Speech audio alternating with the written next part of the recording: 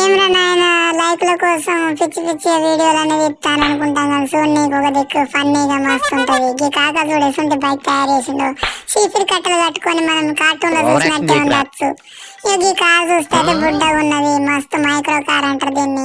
ఈ micro car కు lighting setup, చిన్నగా మిర్రర్ వెనకనే లైట్లు, లోపలికి ఏం కూర్చుంటే మంచిగా కనిపిస్తది. ఇద్దరు కూర్చొని ప్రయాణం చేయొచ్చు.